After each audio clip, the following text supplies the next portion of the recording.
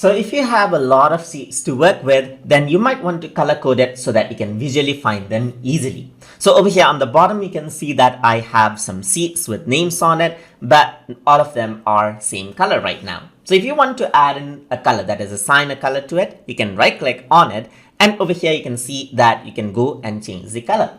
So once you go to change the color right here, change color option, you can go around and choose a color you want. And here you can see that a color is assigned on the bottom. If I were to click here, you can see that this is what I have. A color is assigned.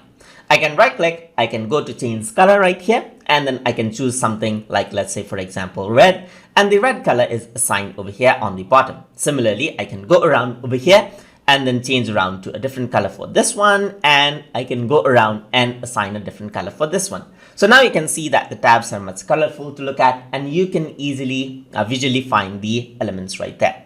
So if you want to change the color, you can simply right click and you can go to change color and then choose any color you want that you want to change to.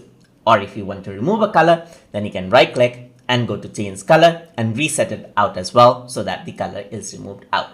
And that is how you can color sheet tabs inside of Google Sheets. So I hope you guys learned something as always.